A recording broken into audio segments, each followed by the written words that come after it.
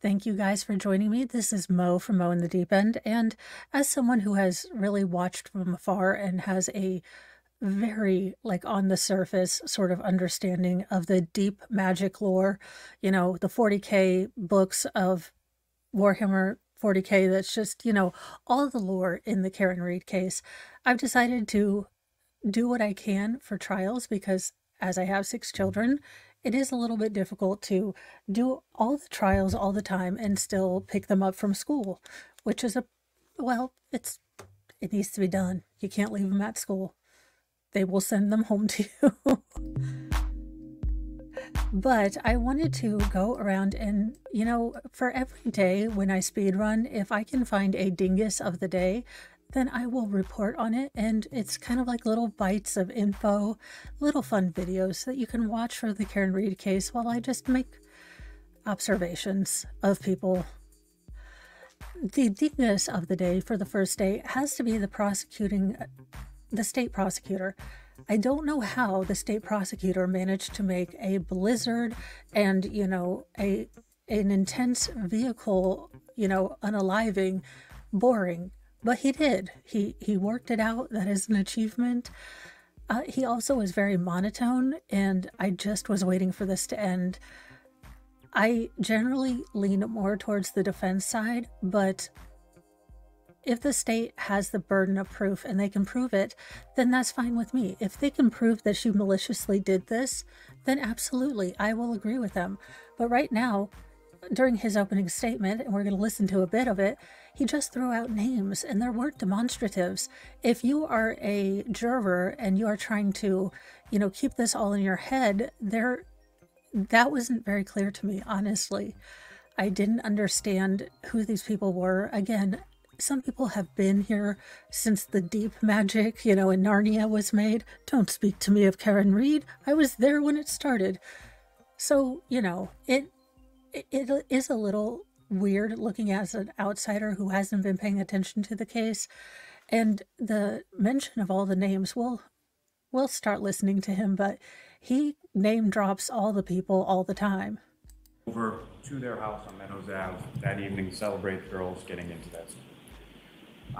The nephew of John, the 11-year-olds, was sleeping over a friend's house that night. He left that home. This man is beige on beige on beige.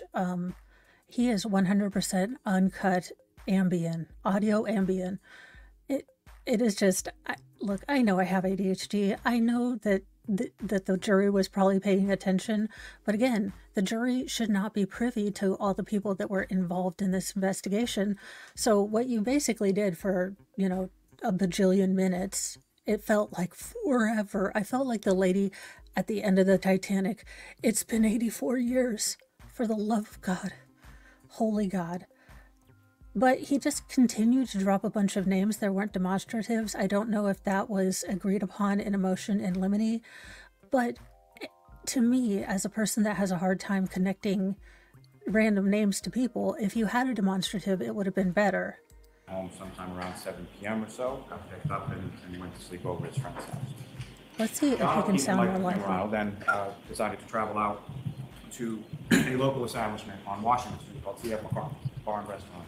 You're going to hear testimony, and you're going to see surveillance video, and you're going to see receipts and all kinds of things from a variety of different... Also, sir, God love you, but look, those 15 hairs on top gelled to within an inch of their lives. Look, you look like you could rock a bald head.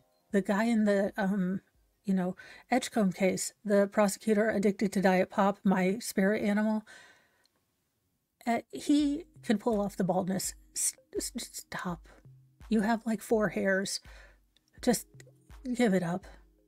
And I don't generally make fun of people's appearances, but he is beige on beige on beige, and that is annoying to me. It is annoying to me. That's like history teachers that can tell you about these giant battles with forces and everything, and they make it boring. I don't know how you can make, the entire history of the world boring as, snot. Different establishments, all sort of located within Camden Center along that strip in Washington Street.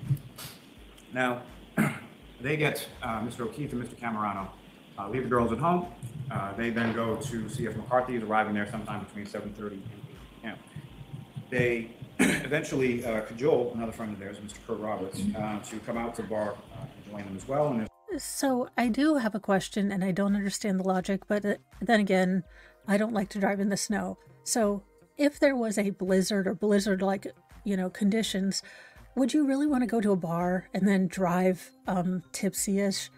That pisses me off. That pisses me off that all these cops were at bars and then drove home, knowing and seeing what they see as far as, the consequences of drunk driving. I hate it. I really do. Because it's never the person, it's never the drunk that gets in trouble. It's always, a car full of grandmas and nannies and nuns, like they're going off on a mission to build homes for the poor or something. And it's always, a van of those people that get eliminated because of the bad choices of tipsy and drunk drivers. And that's, look, there is the state prosecutor. The F octopus is for you. Also, the cops that drove drunkish. This octopus is for you too. We might have two dinguses of the day, especially as police officers who know the startling effects of drunk driving. It just, frosts my flakes and it burns my biscuits, y'all. some other people that are located within the bar, including Mr. James Sullivan, who we hear from, who was present at the bar that night as well. Eventually, the defendant, Karen Reed, joins them at this establishment, C.F. McCarthy's, sometime just before 9 p.m. Now, John O'Keefe and Karen Reed had met sometime in 2004. They had dated briefly. Oh, he is, y'all, I can't do it anymore. I cannot torture myself with this man talking just monotone, but he really, I guess my upsetness is that, he's had a whole year to really work on this. In my opinion, and I'm a lay tuber, loosely affiliated, not associated with LawTube. But in my opinion, you would want to tell an interesting story. There are ways to tell this narrative in an easy and, concise way, but with emotion, and really get across what you want to do. And he just was like, no, I'm going to write on this yellow pad and talk like my trigonometry teacher, so I fall asleep. During that time, and reconnecting sometime around March of 2020, around the time of the COVID-19 sort of pandemic shutdown.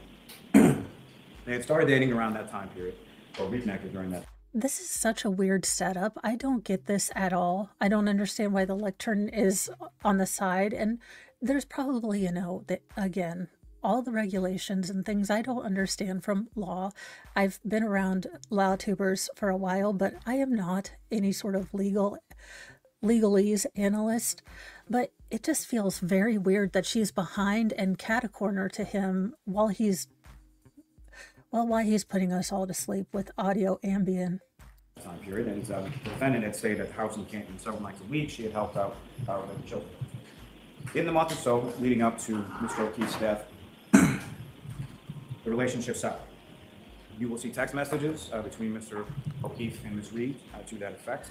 You will hear Look, this woman probably met him and, he was kid-free and everything else. And then he's got major responsibilities now. His sister's children have been through so much trauma. And maybe she made it very clear that she didn't want children, or, children were not her jam.